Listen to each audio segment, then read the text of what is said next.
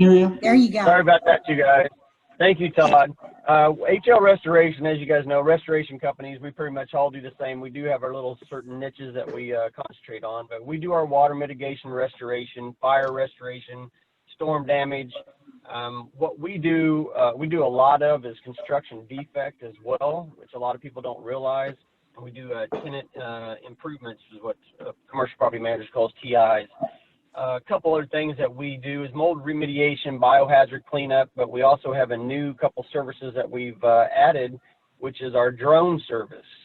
We have a couple drones that we've purchased that have infrared cameras on them, and then we also can sketch buildings as well, which comes in very handy. We also have a Matterport system too that we can give you virtual tours of your properties that have damage. That way it helps you with your insurance agent or adjusters and things like that. We work on hand in hand with those folks. But another one that we added just here recently is the electrostatic spraying. With the pandemic that we're going in, a lot of our clients were reaching out to us needing help, and we used to refer it out to some of our affiliates over in St. Louis, but we've decided to take that on ourselves now. So if you guys need any help there or just need some offices sprayed, we'd more happy to help our IFMA members. If it's just a small office, give us a call. We'll come out. We'll do it for no charge for your office there. But if you have some buildings and stuff that you might want us to look at, let us know. But that kind of sums it up. I mean, most people know what restoration companies do, and while we're there, we got a 24/7 phone line that you can call and give us a call anytime you need anything. And then this is my email address and website that Ashley can get to you guys too as well. Thank you, Steve. Facility managers, if you need a restoration expert, give HL Restoration a call. Thank you, Steve. Thank you.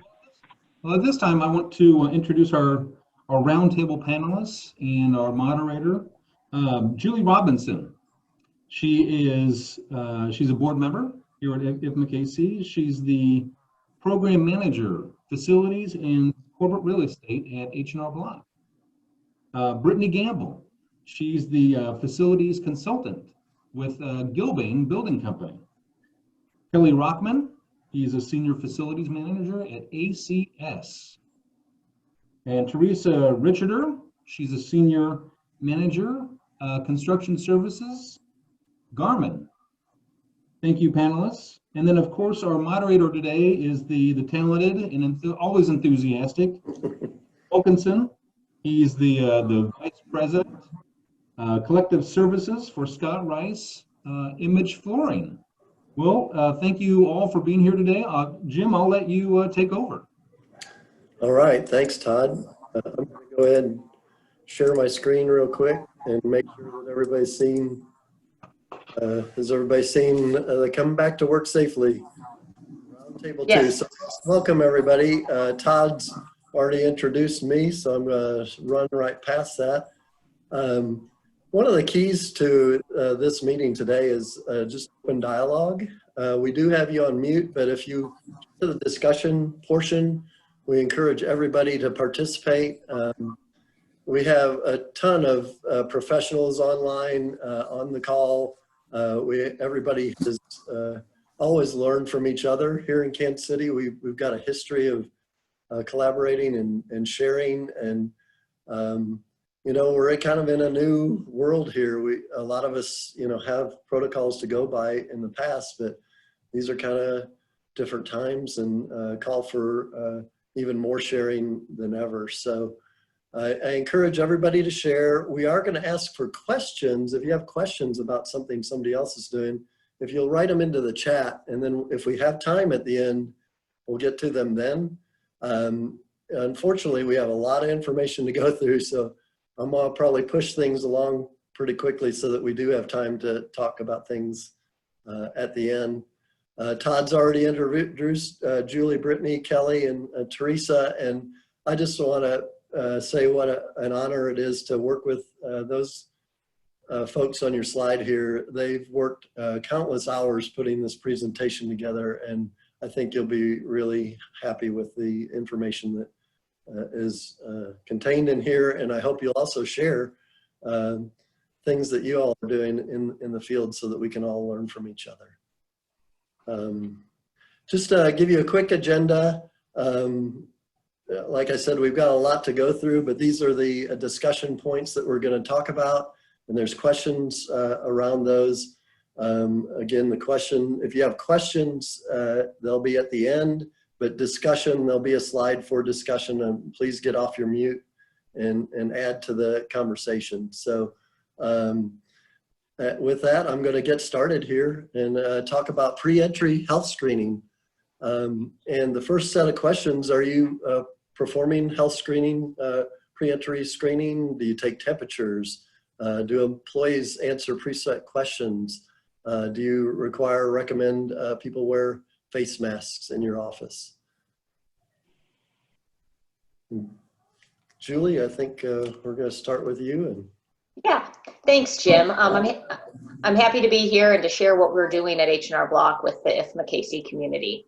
We are not taking temperatures. We're asking associates to perform a self-assessment daily for COVID-19 symptoms, including taking their own temperatures. They also need to ask themselves questions like, have I been in contact with someone who has been diagnosed? Have I been instructed to self-quarantine?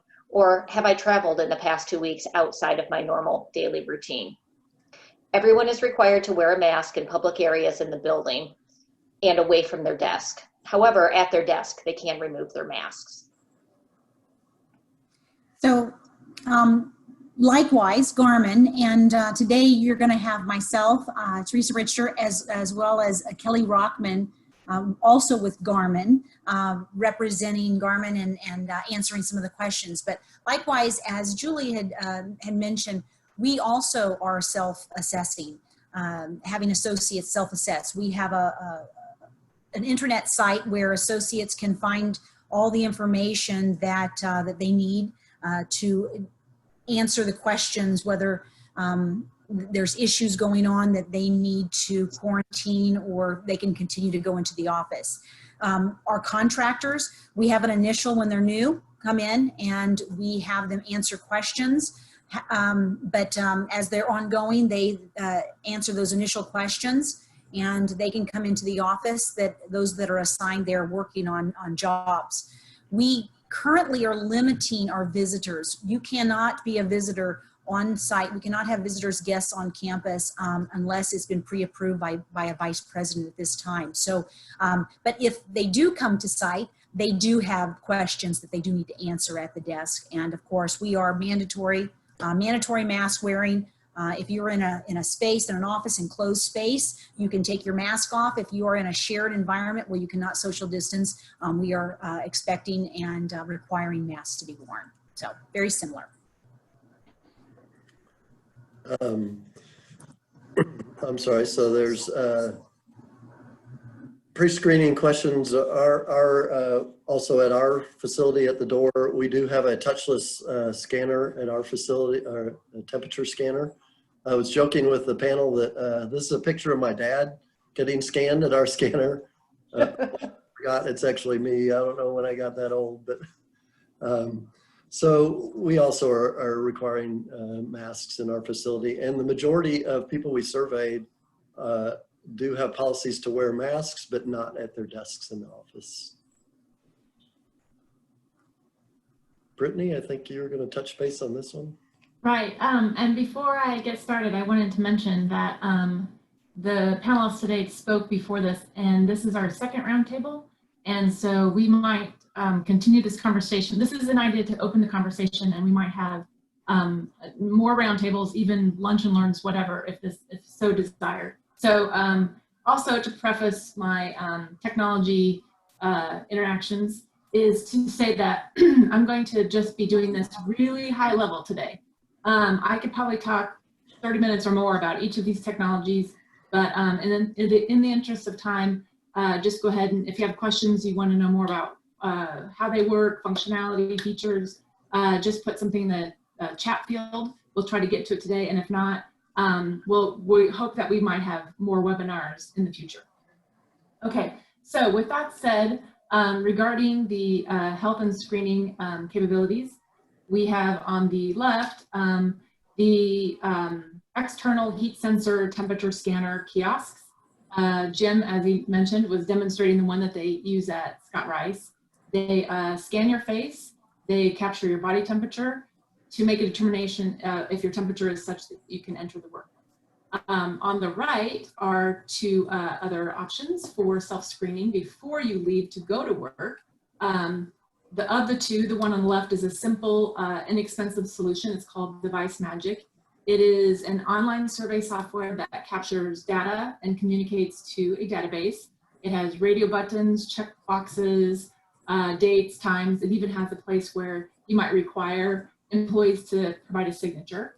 You might think of it like a Survey Monkey, but it's a more sophisticated because it has some back-end intelligence and it has the ability to communicate with other databases. So you could use the same software to make a survey for your cleaning crew to use as they're doing checklist cleaning, or in this situation, it's for health screening. Also on the right is another example. This one is called Return Safe. And this is a third-party cloud-based, there's lots of these, third-party cloud-based system. So what's sort of worth noting on this is that this might add some security and confidentiality if you so desire, because all that health data is going to your third party's data server, as opposed to, you know, a spreadsheet on someone's desk or on your server at work, if that's so desired. The screenshot is actually when the employee has completed their health screening and they have their pass and they have a QR code. So that will expedite their entrance to the building since they've gotten all that out of the way before they get to work. All right, thanks, Brittany. All right, so now we have time for discussion. Does anybody on the line have any other things to add? I think, like Brittany said, each one of these topics we could easily probably spend an entire session on, but we'd love participation from anybody out there that's doing something different or has comments on some of the things that we've gone through. If you want, you can add to the chat line as well, and we'll answer any questions that people might have at the end. So if I don't hear anybody, we're going to move on to cleaning and disinfecting. Jim, yes. Jim, Tiffany Moore said, what steps are taken if someone's temperature is too high at a scanner? Have we run into that yet, or is there a protocol of what happens? Yeah, it depends in our case. And again, I'd like to just hold all the questions. To Yeah, I think we're gonna be answering that one coming up too. So good question. Yeah. We're gonna get there. Okay, good. Yeah, we'll just get all the questions at the end and come back to them. Just unfortunately, we've got so much information to go through that we've got to keep moving. Okay, great. Thank you. You bet. So here is your facility being disinfected by a company that's approved with an effective process. Are you doing other things to combat the spread of the virus? Have you changed frequencies? Doing more sanitization? Has it increased? Has it changed? You know, a lot of things along those lines. I think Kelly is going to jump on that one.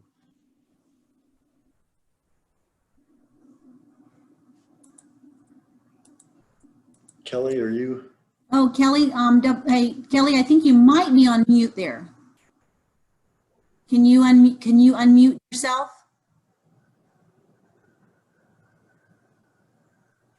Or does, I got it. there you go. So at Garmin, we started spraying with electrostatic sprayers back in March, and we're using hospital grade disinfectant. That's Monday through Friday. We've also installed hands-free fixtures in all of our restrooms. In addition to that, we've been spraying common areas, restrooms, common areas, and then also we've used touchless, hands-free doors. We've converted some of those doors, so basically reducing touch points. We've implemented hygiene stations, And we've also allowed them to use products for disinfecting in their own office areas. So a lot of different types of things we provided for our associates. We've also increased the number of cleaning personnel at the onset of this pandemic because we saw that we were going to need to do that. And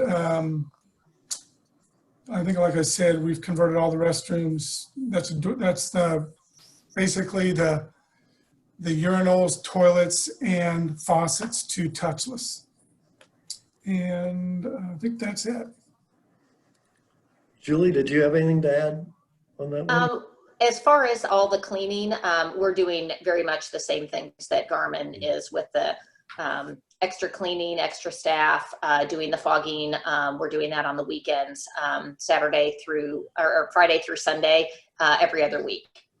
Okay, great. The only thing I'll add is at Scott Rice, we added an autonomous vacuum, and we were joking about naming it, and Teresa named it Vinny the Vacuum. So, but it does go around. It's a robotic vacuum that takes some of the mundane tasks away from vacuuming and allows us to redirect those personnel toward disinfecting.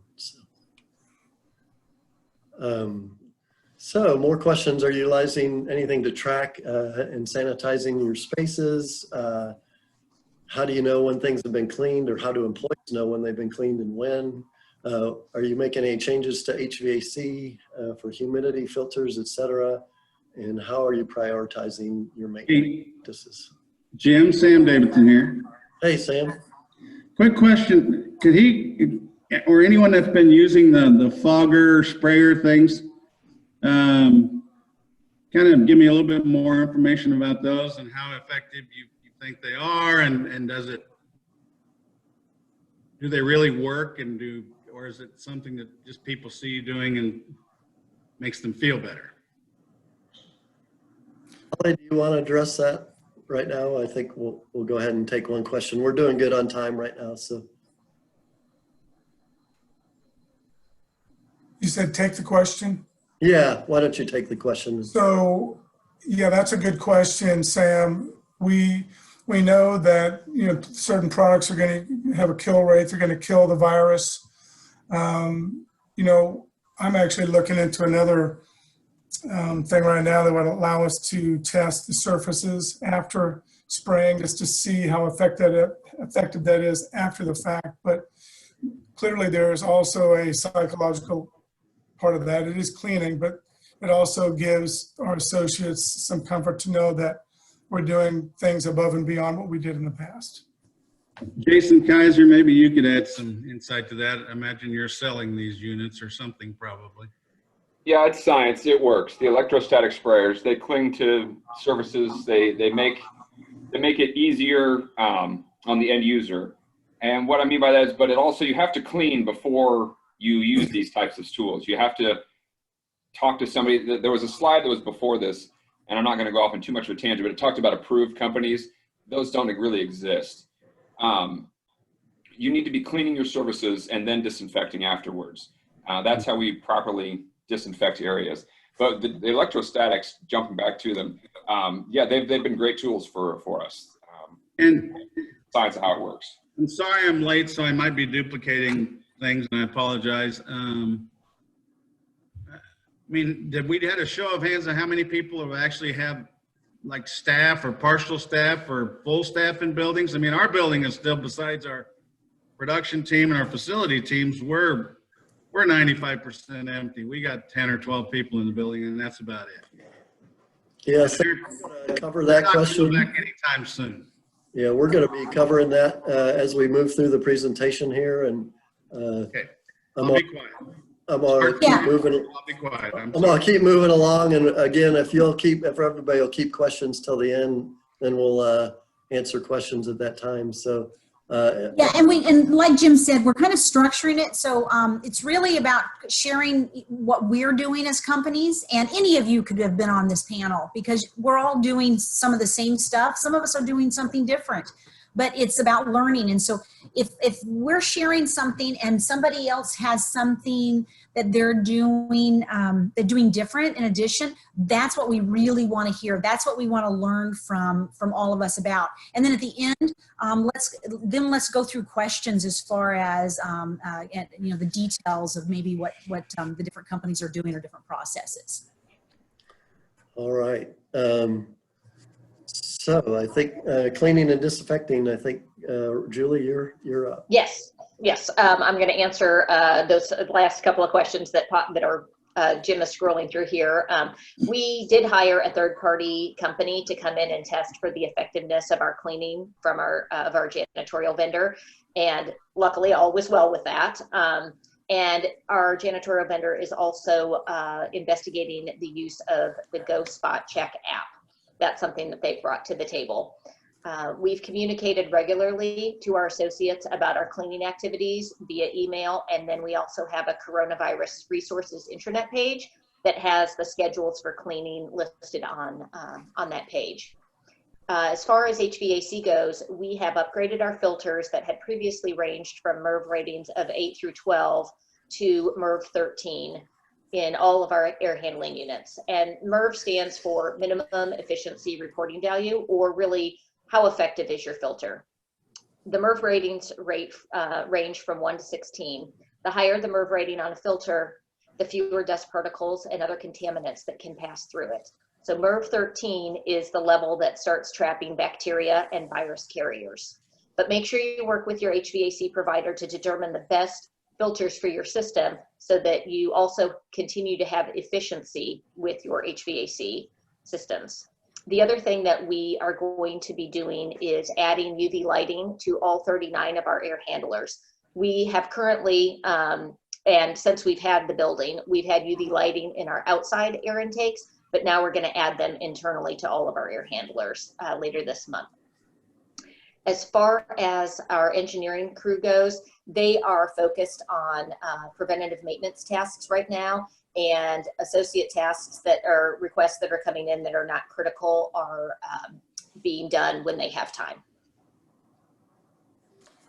All right, Kelly, I think you had some additional. Yeah, Garmin, we are a little bit different because we add humidification to our facility. So we've made no alterations, but we have changed all over 1,000 air filters since the beginning of the pandemic, and we'll continue to do that on a more frequent basis. And then also, much like Julie, our engineering is focused primarily on preventive maintenance. And we currently have 10 maintenance technicians that work daily, with some shift work changes due to child care needs. All right, great. Thank you. Brittany, you wanted to talk about these few things? Yes, there are actually a lot of technology uses for tracking, managing, and communicating cleaning and disinfecting efforts. You might already have an IWMS or a CAFM or a CMS in which you could add functionality, or in these examples, which you could use to utilize a mobile device. So on the left is an example of that Cleantelligent app that Kelly was mentioning. The screenshot that I chose is of their cleaning checklist. It can also scan a QR code. So you might have temporary workplaces during your phasing back to work, and you don't have the official room sign yet. So that saves your janitorial staff from having to type in the building floor and room or wherever they are located. They can just scan the QR code and keep cleaning. So this app has places for you to take notes, also for the janitorial staff to take photos too. On the right, the three there are a way that how cleaning can be communicated to your employees. So this is iOffice paired with their Hummingbird app. At Gilbane, we offer a return to work consulting services, and we often use the term COVID competent. And so in this particular example, an employee might have a higher COVID competence if they know that the desk that they're going to be sitting in that day has been cleaned and maybe even cleaned recently. So before they even leave home, they can log on to iOffice through Hummingbird.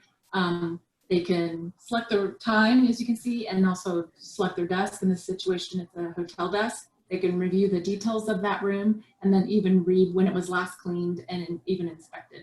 So before they even go out the door to work, they know that their desk is clean and safe. All right. If I could just mirror off that comment that Brittany just finished. My name is Lisa Shatner. I am a transition project manager in healthcare for Gilbane, and I am also a nurse with an infectious disease background. So Brittany brings up a really good point from a liability standpoint and looking down the road. It is that confidence. I highly recommend checklists for your employees, knowing that they have cleaned their workspace before they sit down at their desk and then upon leaving. And also hang on to this data that you've collected, that the disinfecting has been done and it passed the ATP.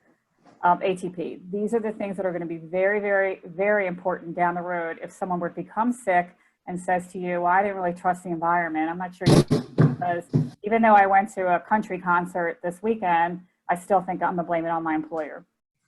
Does that make sense? Mm-hmm. Yeah, great, thank you. Any other discussion? Cleaning and disinfecting. I'm going to make a decision on the fly here. We're doing great on time, so if anybody has questions at this point on cleaning and disinfecting, let's talk about them. So we'll talk about questions with the discussion now for the various topic areas. So, but just to piggyback on the comment about the country concert and people being, I guess, personally responsible and or trying to blame their employer. I know that with Children International, we were sent out an email from our talent and growth / HR department that we all had to, it was kind of like a conflict of interest, confidentiality thing or whatever. We had to sign saying that we would abide by this certain set of rules. If you go on a vacation somewhere, you have to notify your manager of where you're going and kind of what you're doing, and you're not really expected, but you're almost required to practice safe distancing procedures, masks, etc. And I think, you know, if somehow it's found that you violate that, let's say all of a sudden you post a bunch of pictures of you and a whole bunch of people down at the Lake of the Ozarks, you will be pretty much mandated to self-quarantine for 14 days, and that will be whether you're salary or an hourly employee, that will be leave without pay. So they pretty much were very serious about taking this seriously and being personally responsible. So your Yes, greatest liability, I'm sorry. Oh, no, go ahead. No, please go ahead. This is Lisa again. So your greatest liability, of course, when we look at it from a medical standpoint, there's HIPAA violations. But from an HR standpoint, when you talk about confidentiality, that's more so, I'm more concerned, to be honest with you, from an HR standpoint and an employee standpoint, and if I follow you and you just took your temperature and you wrote it down on a piece of paper on like a log at the front desk, I shouldn't see your temperature if I'm behind you. I shouldn't see your symptoms if I'm behind you, okay? That's the first thing that has to be eliminated. As far as where you've been and what you've been exposed to, unfortunately, we're in that, we just have that population that people are going to do what they're going to do, are going to remain uneducated about the spread of this disease. And so your only offense is a good defense, or do I have that backwards? I'm not a football person. Sad, my father played for the New York Giants, but your best defense is a good offense. So if social media, everyone should be warned. I can track you on social media. When I was a nurse manager at Johns Hopkins, if I had a nurse that wasn't performing well, if I saw on social media that she was out drinking every night, that's fair game. You do look at performance. Can they hold that against you? Of course. But when all is said and done, if this person should come down with the virus or test positive, there's going to be tracing and tracking. And it will all come out in the wash anyway. It's a proactive defense. So it's Right, and the best way to be proactive is the admission and accountability, is signing that questionnaire. It's really important to have a great health screening questionnaire. I like questions like, are you feeling sick today? Are you feeling any different than you were last week? Have you been anywhere that you could have potentially been exposed? Those are fair questions. If they don't want to answer, they don't want to answer. Are they having the following symptoms? Check, check, check, whatever. I actually just put in the comment, I firmly believe in someone, an outside party, doing the temperatures. I've seen lay people take temperatures, and it's not good. And doesn't work unless they have the heat sensing devices. So the best way to do this is to put the accountability back on the employer, back on the employee. Well, here you said, you didn't think you were exposed to something, or that you didn't check it off. These are documents that need to be, of course, not in the employee record. They need to be taken someplace else and stored someplace else in HR.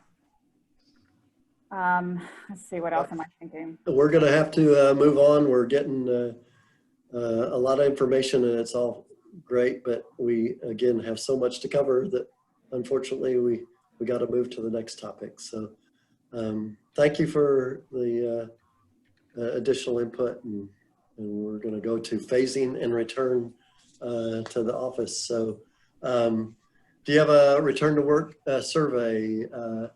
How about a return to work plan? Any reintegration plans? What was the population of the office before, population today? Are you hoteling, working from home? Do you use any particular systems for tracking? So I'm gonna jump on that one, on the first one, and I'm actually gonna introduce Judith Shuey, who is our Director of Design, and just talk a little bit about our return to work survey. Judith, if you can jump in. And Judith might be on mute. So I'm just going to go ahead and talk about that a little bit. We did ask a number of questions. I encourage everybody, if you are doing a survey, make sure you don't get yourself into something you can't get out of. But you all are definitely seasoned professionals and know that. But simple things, how do you feel returning to the office? Are you prepared to re-engage in the workforce? Would you rather work from home or work in the office? Those are the types of questions that were on our survey, and we got some great response and feedback that helped us kind of put our plan together. Julie, I'm gonna turn it over to you for the second question. Okay. We did not perform a survey, but we are asking associates to come back by their birth month in random order. This was HR's decision, and I think it just kind of leveled the playing field where no one felt like they were more important than anybody else to be invited back. The date on the return schedule is an open invitation to return to the office, and it's not a required date. So associates that are still able to work from home are encouraged to do so. And associates that want to return ahead of their time frame can work with their VP or their HR business partner on individual timing needs. But right now, no one's being pressed to come back in. H&R Block is being very lenient, and it's been great, for folks that have childcare issues or have someone compromised at home. So it's been a great setup that they've got going right now. We are only monitoring headcount by badge swipes, and that's just so that we have a daily headcount of how many people are in the building. Also, if we did end up with a case, then we could look back and see who had been in that day. Pre-COVID, we had about 1,700 people in the building. We've been inviting back about 150 people a week. So as of right now, we've got about 900 people invited back, but currently only 100 people are coming in. So about 6% of our folks are coming in. The rest are working from home. Right. And I did mention that we are going to share this presentation with everyone afterwards, along with an Excel spreadsheet, which was the actual survey with the complete answers on it. But Teresa, if you want to jump in and Garmin. So Garmin, we did not do a return to work survey. If we had done that, we would have had so many different answers that we would still be sorting through all those answers. There's no way with 3,800 plus on campus. So we had to develop a plan.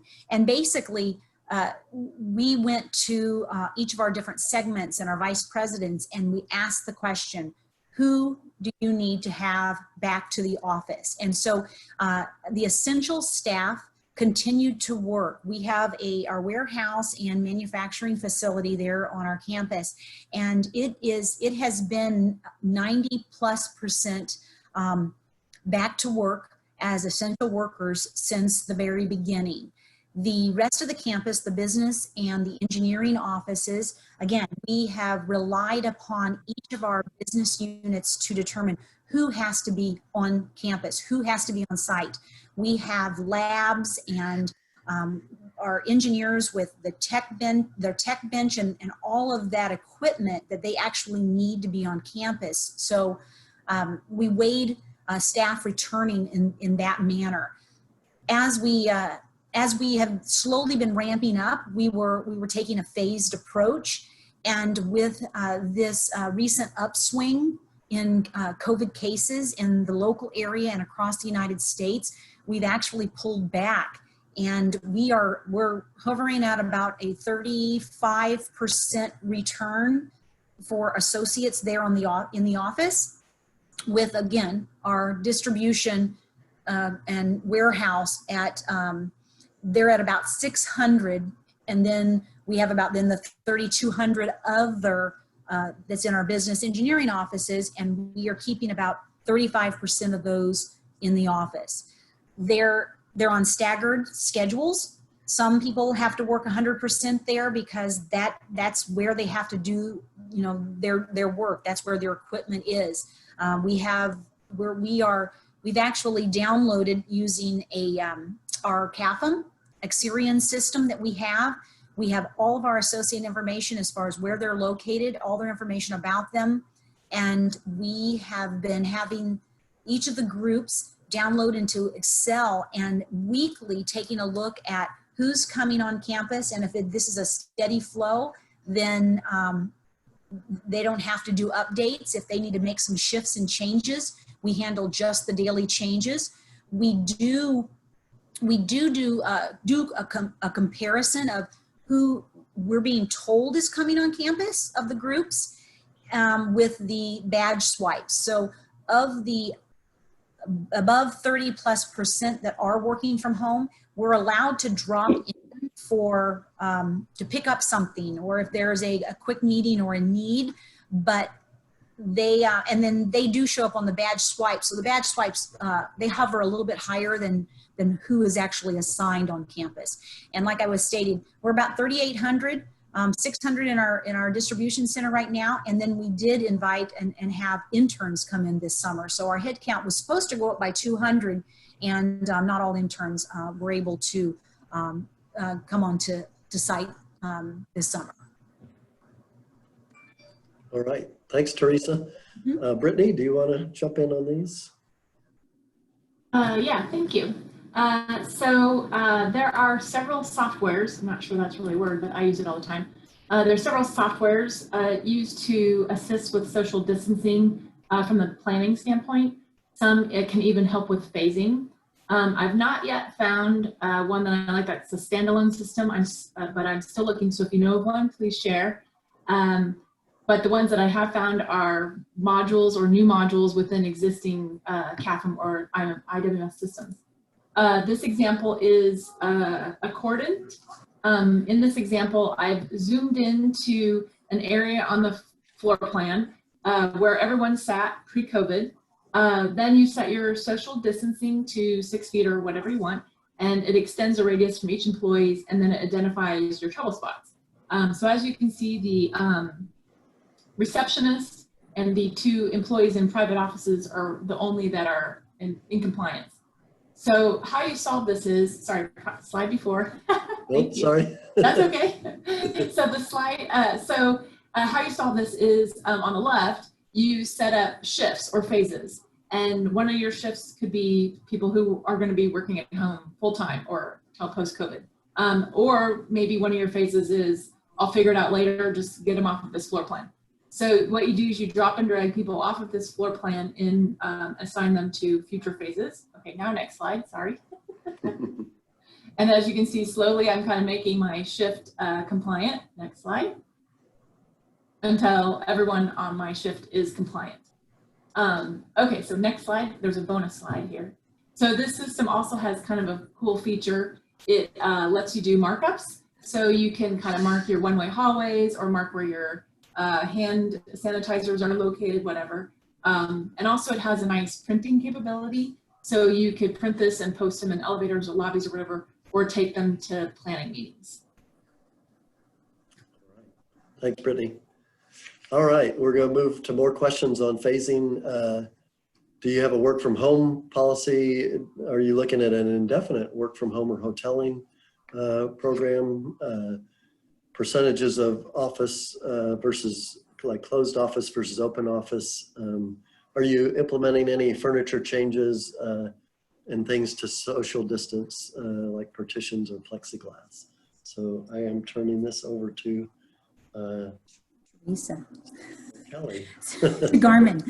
So, so at Garmin, we actually didn't really have a work from home program. For years, Garmin has required associates to be in the office. They truly and they strongly believe in working at the office. So this has been a major culture shock to Garmin.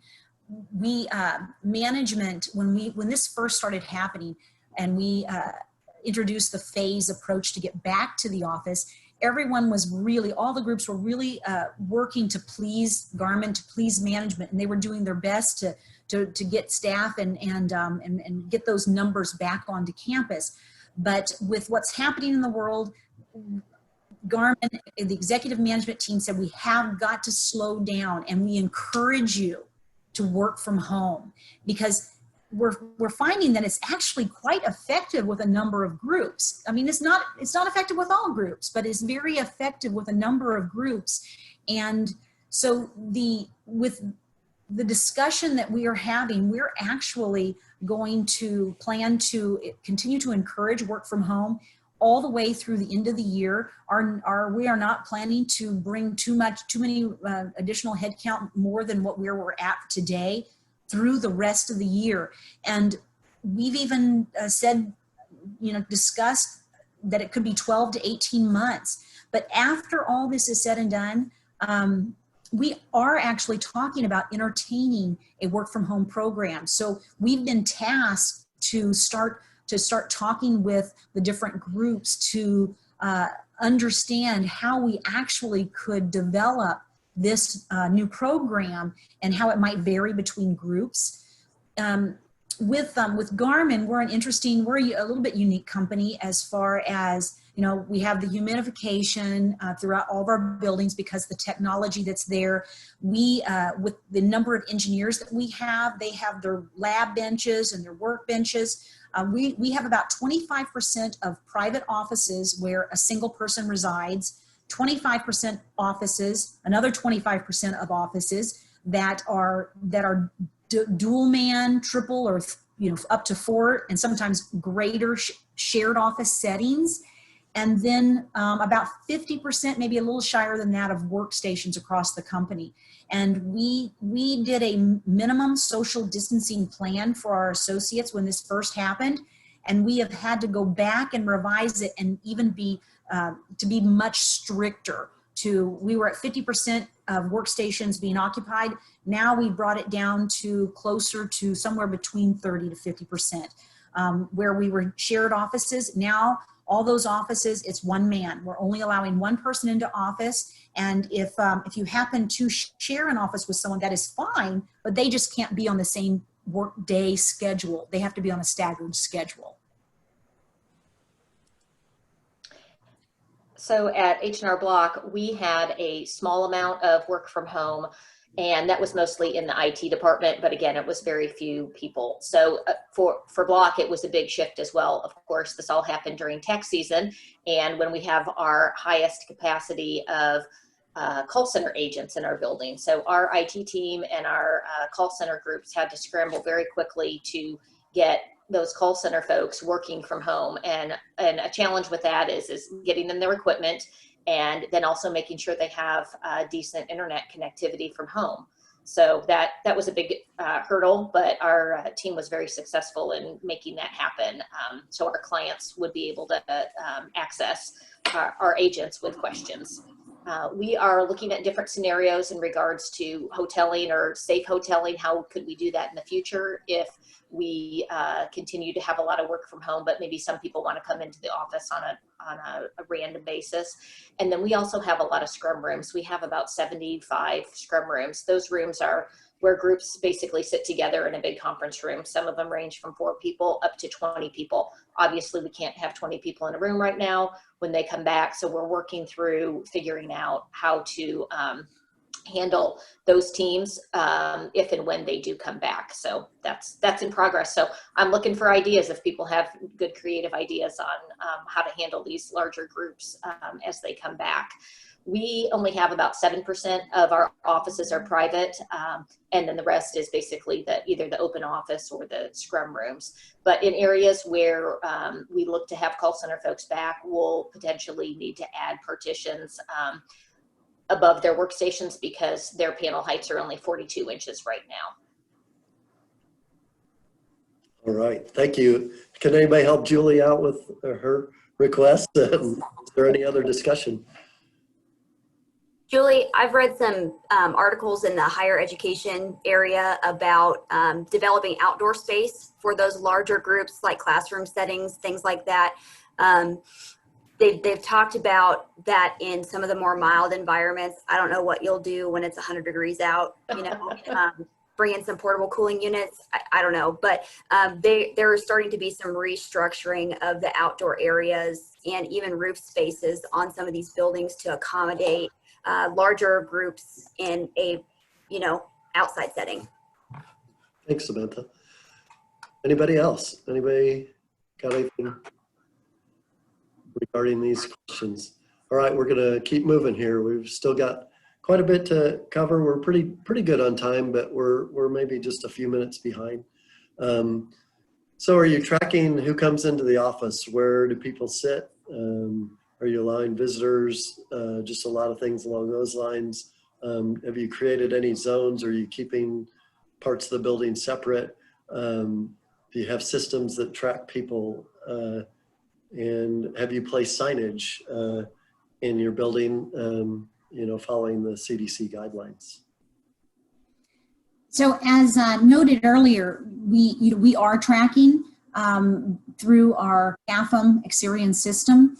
We are asking all of our associates to keep their location updated as people are having to reposition to be social distance, to put in a move request that relocates them from one location to their new location.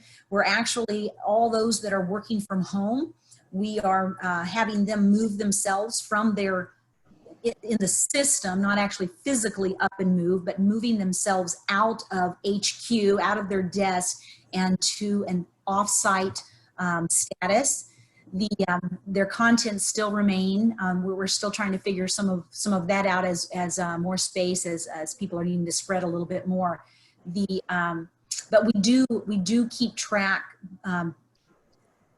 based upon the Experience system then having a new updated drawing and diagrams. Initially, we were kind of doing by hand, and always interested in understanding how maybe what other companies might be using to track. It just feels like there should be some type of a system out there that's a one-stop everything. Our Experience system, CAFM system is great, and we would never have been able to manage what we're doing today without that. We haven't zoned areas off. People can pretty much come and go when they're on campus. What is nice about the Experience system, our CAFM system that we have, is every time we move someone within the system, there is a history. So that location knows exactly who has been assigned that, who is residing at that desk if they move somewhere else and someone else moves on. So that at some point might help with tracking if we need to track contact tracing. the lab areas and other areas, I mean, it's just, it's a individuals and they go into it and others don't. So, and we do have we did do a signage package for our site. So we did a company branded signage package, and I think we're going to share, I know we're going to share kind of images of a couple of our different companies here on some signage packages here in just a minute. We've also kind of created some zones here at Scott Rice, and the biggest zone change is our operations side from the office side. So it's not a lot different than what Garmin's doing with labs and manufacturing. We do have a product called Workplace Advisor that kind of keeps track of where people have traveled through the office during the day. And there's other, Brittany's going to talk about those kind of systems that are out there a little bit as well. And with that, Brittany, talk about some of these things that you found. Part of phasing includes social distancing and limited occupancy. So in some spaces, that's easy. So like say for instance, a conference room might have a maximum occupancy of 6. The user can probably see even from outside the room if there's 6 or more people or less people in that room. So some rooms are easy, but some rooms aren't quite as easy. So this technology is an anonymous occupancy sensor and counter. I really like this system. It's called Density. And what I like about it is the sensor is actually sort of it's an intelligent system. And I can explain more later if you're interested, but what I like about it is it has some back-end intelligence and also communication capabilities. So not only does it know how many people are in the room, but can also provide an idea how long the wait to use that room might be. And then also it has this communication tool where what you see here is an out-of-the-box display that is easily configurable, and then you can put it on a device outside of a doorway to indicate occupancy status. And that might be a restroom, or it might even be like a large break room or a cafeteria. It would be hard to tell if you can enter a cafeteria or not if the occupancy maximum is 100. I mean, is it 99, 80, 98? Yeah, it will just tell you. That's fine. And Brittany, Oh, yeah, also, here, Density is also anonymous. I don't know if you mentioned that, but in terms of the names, that's kind of a nice feature. You're not seeing names connected to the people. Yeah, the back end of this system is really interesting. I really liked it. Uh-huh. so on the screen is a portion of the signage package that our marketing group pulled together, working with our crisis management team, HR, security, the various members that are on the crisis management team, and the executives. And so they pulled together, in this package, it shows the sign and it explains where it's going, what's the intent to relay, and where it's being posted, and how it's going to be created, and all of that. So what the strategy and the implementation plan is.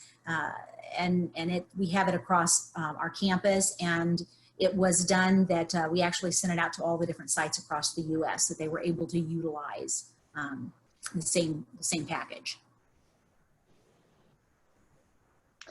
Yeah, this is H&R Block's package. We worked closely with marketing to develop a brand-centric and cohesive package.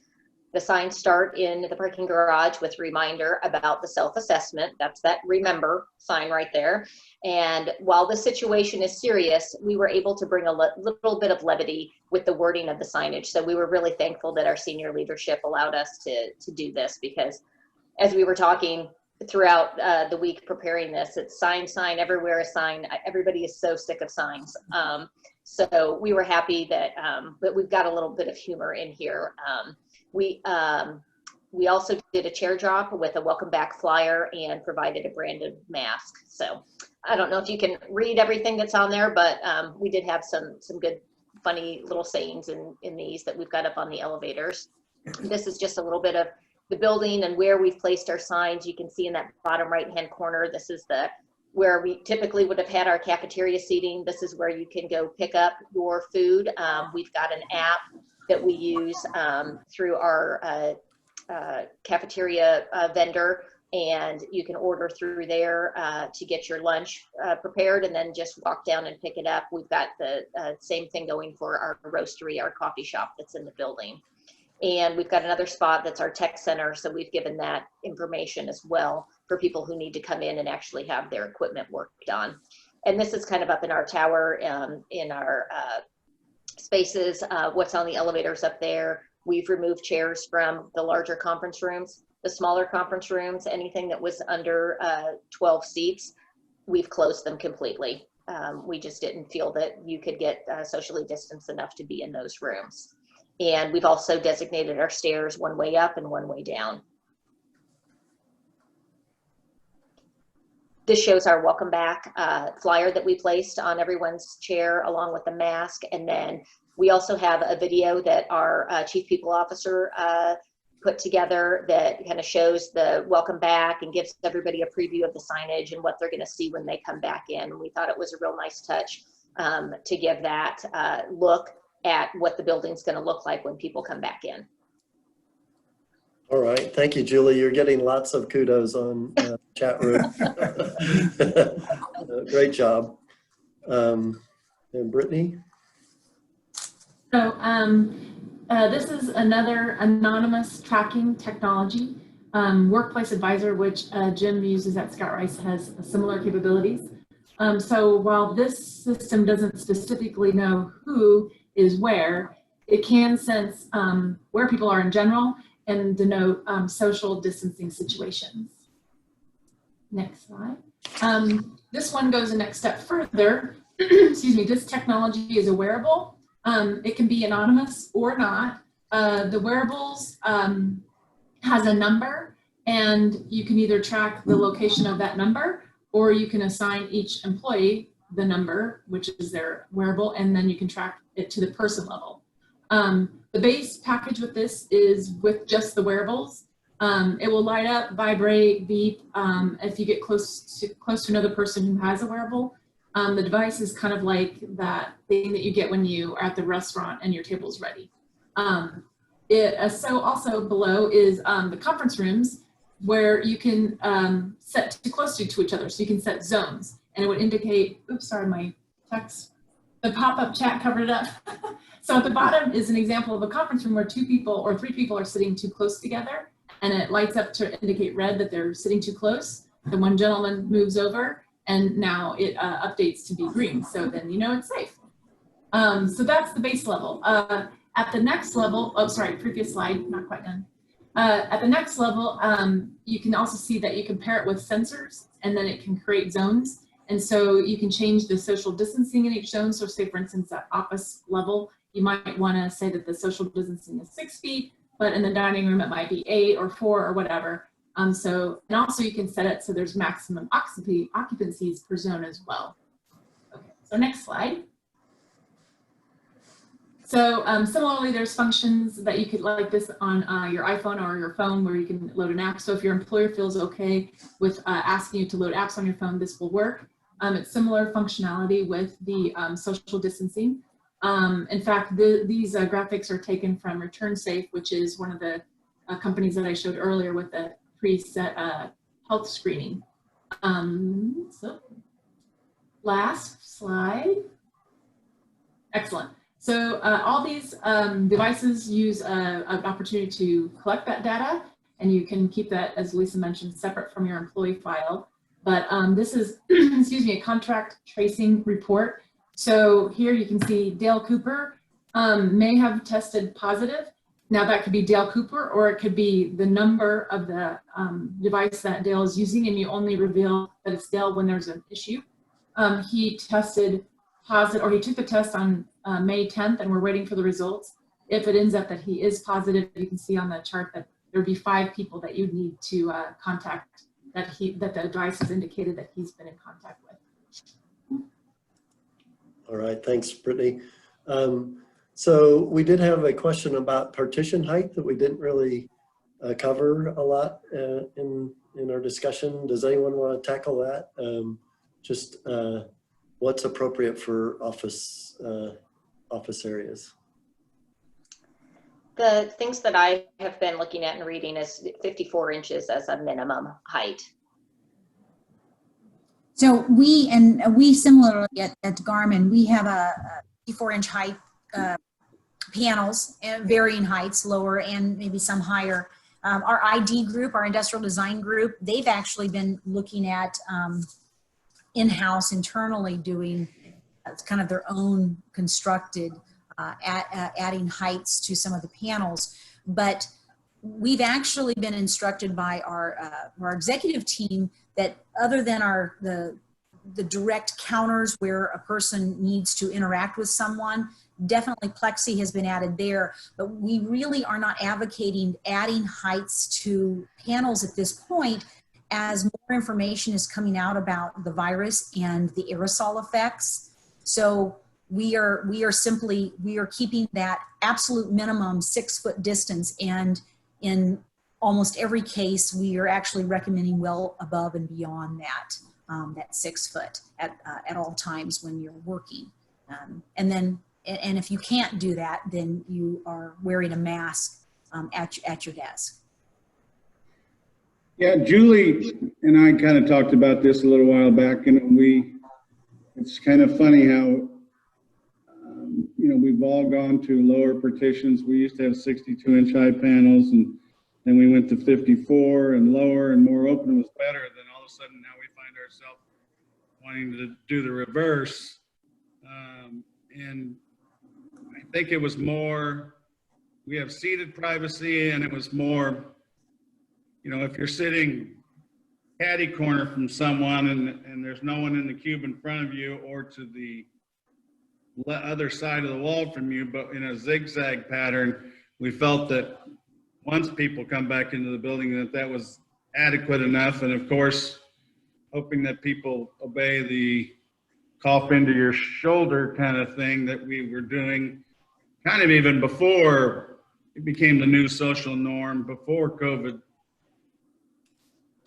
came about. And I don't know what else you can do. I mean, raising panel heights could get expensive depending upon especially the type of furniture system you have and whether you're just going to use general plexiglass or if you have, you know, a systems furniture like mine where you're able to stack panels on top of panels.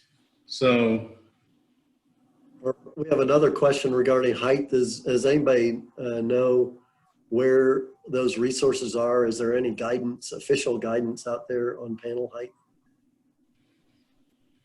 I've not seen any. I haven't seen anything. I don't think anybody's willing to commit to that per se. And again, because there's still so much unknown, and it's not, you know, some of our associates, they get a little frustrated because they feel like we're changing the rules on them all the time. And it's not that we're changing the rules. We are changing with the times. We are changing with the CDC and their new findings and what they're putting out. And so we all just have to remain flexible. And what we're looking at are, you know, Brittany, I think we had in one of our sessions when we were kind of going through all of this, there was the 1, 2, 3. What do you do first? And those people and our associates, they went one. They wanted to go in there and physically change their spaces, add higher panels, enclose themselves. And instead, we wanted to look at the processes and layouts and how we could, before we start spending hundreds and thousands and even millions of dollars, when you look at 2 million square foot of property that we have, we want to make sure that we're making the right decisions. And the answer truly is not out there yet, I believe, with COVID and this virus, and you know what the future holds with this and or the next emergency, the next virus that happens in the future. It's more of changing behaviors, in my opinion. Mm-hmm. All right, we're going to have to move on. Is there any other discussion on this topic? So great. We're going to talk about contact and go into these questions. Does anybody have a plan once somebody has contracted the virus? How do employees communicate And is there an emergency response plan in the event there's a positive case? So Garmin, I had mentioned the crisis management team, and they came together with a number of resources in the company: the executive, legal, security, HR. They have developed a plan. We have an app that we were able to download. Appian, I may be pronouncing that wrong, where any of our associates can self-report. They can report whether they've been in contact, they themselves have come down with the virus. And our HR group, they were experiencing such an influx of contact from our associates. They just couldn't manage and handle it. So this app has been a lifesaver for them, that it allows this communication. And we'll show an example of it here in just a second. Our crisis management team, they came together with the different resources, and we've developed a COVID resource page where all the information that the company has out there to instruct associates what to do, how to handle, training videos, the app, how to download, IT equipment, with COVID, as we're working from home, all that information, there's a location on our intranet site that has that, as well as every memo that has gone out from the executive management team. It's all housed right there. And also, Teresa, our EH&S department is working directly with HR on that. They really have picked up the pace in terms of tracing, contact tracing, and they've done an excellent job. So what's nice about Garmin is we do have, as a large company, we have a number of departments that we can specialize. As you know, security doesn't fall under facilities any longer. EHS doesn't fall under facilities any longer, where it used to. As we've grown, we've been able to expand. And here is a quick image, just basically of the Appian, the app that you download, and then you go in. It knows, who you fill out who you are and what's going on, and then you can make your report, whether you're having to be quarantined, whether it's a self-quarantine, whether it's a company mandated quarantine, and then also Garmin, we have a benefit. It's a COVID emergency, so every associate actually has 160 hours in the event of contraction or having to deal with children and having to actually be home with children. So we do have COVID pay for up to 160 hours. And then the next slide, it just kind of it's a kind of a screenshot, kind of showing then just a little bit of what's going on our resource page and all the different information that's made available to every associate. Awesome. That's some great information. And again, is there anybody that can contribute anything to this section of COVID-19 contact? I didn't see any specific questions. So, and I think Lisa, we were talking about liability and earlier conversation. As far as contact tracing, a lot of that is out of facilities' hands, and that does because it goes into with security and HR and legal. So a lot of that information, all that's happening behind the scenes, and it is it's very personal information, and so a lot of that it just isn't coming through facilities. But we know, and talking with them and working with them, realizing and knowing that there's a lot going on behind the scenes. All right, no other discussion. So we're going to move on to just some general questions about construction projects. Any new projects? Have projects been delayed? How about sourcing of materials, electrostatic sprayers and chemicals and just masks and those sort of things? what about workload? We talked about it a little bit about staff workload. You know, if you had to add staff, how are you handling that? And, you know, from our standpoint, we added an automated robot to help with our staff. So how are you handling traffic patterns in the offices and stairs, and especially probably elevators? Yeah, Jim, we had requested a budget to refresh our cafe space, our seating areas and the finishes in those spaces. And that was denied, I think, for a couple of reasons. Fiscally, just because this has been a challenging fiscal year for everyone. And then also, we may need to redesign what we had intended to do, depending upon the longer term effects of COVID and what that's going to look like as we come out of this. As far as materials and supplies, we had to wait about 2 months to get the delivery of some restroom replacement hardware, where we changed out from levers to push-pull with a large foot pull. We created a partnership with J. Rieger. I'm sure probably lots of other companies in town have big, huge J. Rieger hand sanitizer bottles all over their building. The challenge with that has been it's very liquidy, so our engineers developed a little clamp to put on the pump so that you don't pump out and have this big, massive amount of pretty much grain alcohol going everywhere. But we've got it out for people to use, so that's the important part.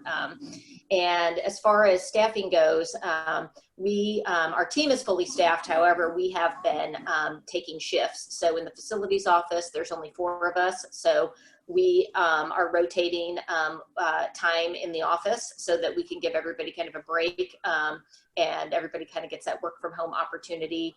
Our mailroom staff, we've reduced the number of people coming in the office for that. A large part of what they did was meeting room setups and moves. Well, we're not doing any meeting room setups and moves. They're pretty much just focusing on mail and package delivery. And then our engineers, we've got 6 of them, and they are doing a rotating schedule, 3 in the building a week and then 3 at home. And the ones that are at home are checking work orders and monitoring all the building systems remotely. And this allows us to make sure that we've got our essential functions covered in case we end up with an exposure. Well, and Garmin, as most of you know, we've been working on our master plan project. We had finished our building manufacturing facility. We started the renovation of the old warehouse into offices, and that project was underway, and we've actually taken a pause on that as we're working with our architect and our contractor to really review the design of the building to determine, do we need to make some changes, design changes now before we finish, we continue with the construction of the project. So we are taking a close look at that to see, you know, there wasn't humidity planned throughout that building, whereas on all of our engineering and office buildings prior to that have the humidification system that keeps it at about 30% in our buildings year round. And so we're reviewing that. Maybe, you know, we need to do something different. Maybe we made the wrong call not to have that in the building. As far as some of the stairways and elevators, again, you know, 4 occupants, we ask people not to talk in the elevators so you don't have breath and that exchange. We did talk about stairwells up or down or hallways one way, but with almost 2 million square foot, it just became a maze of instructions, and we'd have to develop an app with floor plans and maps that everyone would have to be carrying with them where to go, and there were signs on walls and floor. There was just no way to do that with as much square footage that we had. So we don't have that type of restriction. And Kelly, you may want to talk a little bit about some of the supplying issues. Yeah, well, just like Julie, we've had challenges. I know we were early on, even in late March, we started weekly meetings with all of our groups, departments, in terms of keeping inventory. It was required basically of our executives, by our executives, to get at least 6 months of inventory, and that was a challenge. At least initially, we had to be pretty tenacious, and we've done very well. The one tough spot probably for us is just the freestanding hand sanitizer stations with the actual sanitizer. It's still a challenge to get that at least in the volume we were looking for. So we continue to pursue that. We actually used Teresa mentioned our ID group, our industrial design group. They actually created some of these stands for us to help us kind of plug the gap. So it's been a challenge, but we're looking good now. All right. Brittany, do you want to cover this one? No? Well, actually, this is an image. Teresa, sorry. Yeah, no, that's okay. Julie had actually made mention when she was talking about the signage and in her cafe where people would go, they'd order it from their app, and we actually both have the same vendor, and we use our Fresh Rewards. So we have. In our cafe, Kelly has worked there with the team that we do have some seating, but it's very spread apart. But for the most part, you can't order at the cafe. You order on your app, and you go alphabetically. You pick it up and you take it with you, and you see a couple people here and there, but we are honoring the social distance, the distancing requirements, and we've asked every associate to be accountable and to do so. So this is just one of the ways that helps here. Yeah, the online thing has been, I think, kind of a paradigm shift for most people, but it's worked pretty well. Even with our coffee shop, there we have on site. It all has to be online. There is no walk up.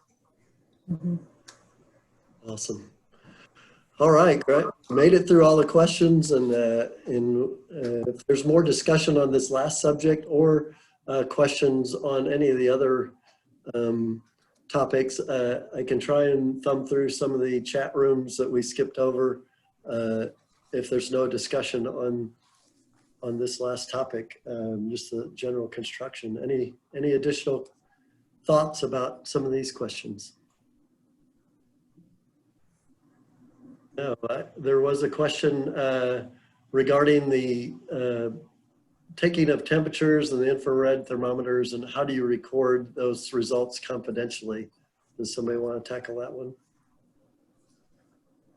Well, I think H&R Block and Garmin, we're not taking temperatures. So yeah, of any of the companies that are doing so, it just, as far as Garmin with so many asymptomatic cases, they didn't feel that that was in maybe the necessary to do, and so that's why, again, you're self-assessing, and we have the questionnaire for visitors per se.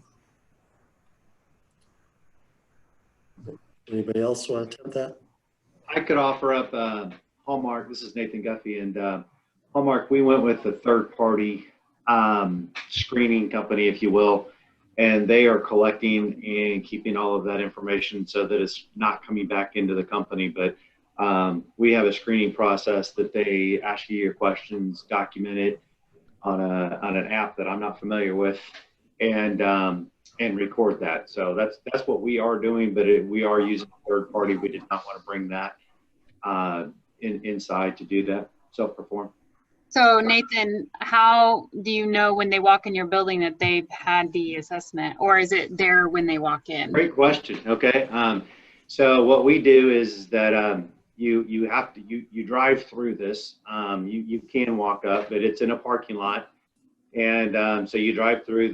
You ask all these questions, and then if you pass that, they give you a bracelet, so it looks like you're at a party or a concert or whatever, But and then the guards, as you walk in, you have to swipe when you walk into the headquarters building, and they are looking for that bracelet. So you've got a little bit of a two-step process. You have to have a corporate officer's permission to even be put on the list to be able to go into the building. And then you have to show that band. So you have to swipe and be admitted. by the security guard, but then you also have to have the visual check of that band that they gave you at the screening. Got it. Thank you. What about visitors? Are there any reason why you would have visitors there, or? So I would tell you that I think that we say that we have no guests. But there are exceptions with that. And, you know, for example, contractors are coming in, whether that be to repair something or provide something around COVID protection. So we are having some, but there's really just none of the traditional business guests coming in. We have hosted a customer, but that is that's been very choreographed of how they come in, how they are asked the questions, who's taking their temperatures, and all of that other good stuff. But everybody is subject to the same screening. Thank you. Welcome. I'll tag on to that just really quick. As a contractor that has to go in multiple different buildings, each of our staff members are required, as they log in to their laptops or their computers or their iPads, to check a box basically that says that they've not experienced any of those symptoms, things like that. So we are self kind of mandating that our people make sure that they are not putting your building at risk when they do come on site. Thank you, Samantha. Just to tag onto that real quick, we have basically frozen any visitors from coming into our building at all, and we have a very, very strict list of vendors that are allowed into the facility. So we've basically locked it down to none. You have to be on a list or you're not allowed in the facility. All right, this is a great discussion, and there are some questions that were in the chat that we did not get to. The panel has made a commitment that we will look at those questions and try and get at least the panel's answers out to everyone. We can even send the questions out to everyone so that if somebody else in the audience knows the answers, they can respond directly to the person that asked the question. So I apologize, we ran a little bit short here on time, just a few minutes. We're 2 minutes till.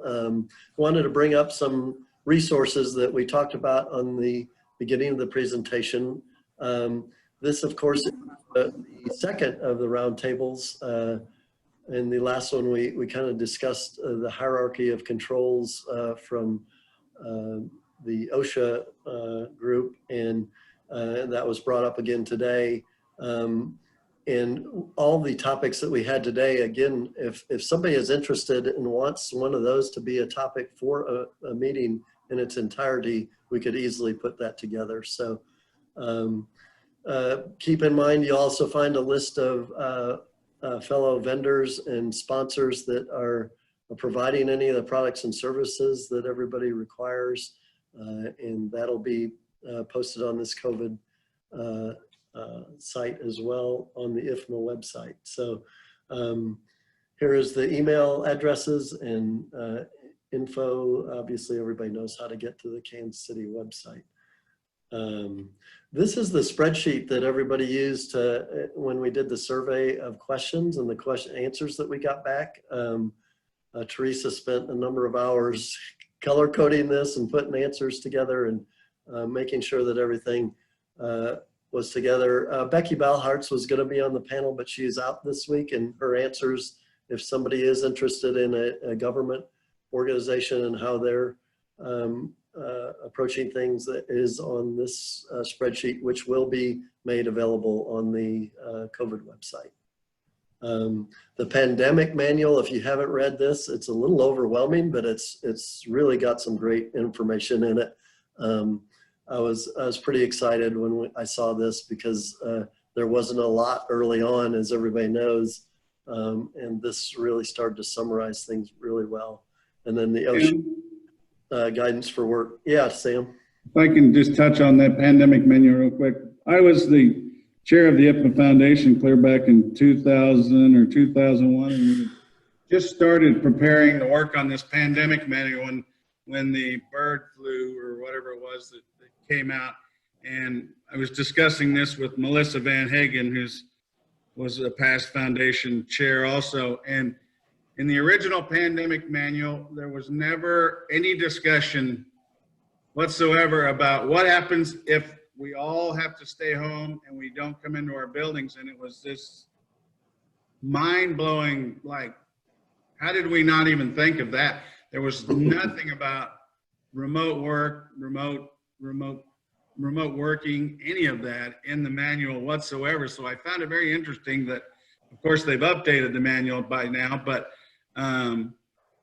even, you know, it's only 18 years ago when it was first kind of brought up and written, how much technology has changed. But we didn't even have that thought 20 years ago when we first wrote this manual. Yeah, it's a lot different, there's no doubt. So with that, I think, again, the OSHA guides I mentioned, that wraps up our presentation. We went 2 minutes long. So I think for the amount of information we covered, I'd just like to thank the panel and everybody else who helped in the discussion, and appreciate everybody's attendance.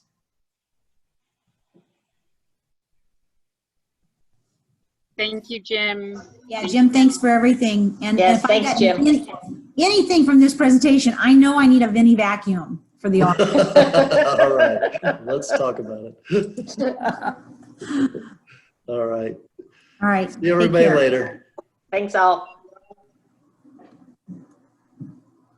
And congrats, Todd, for being new president.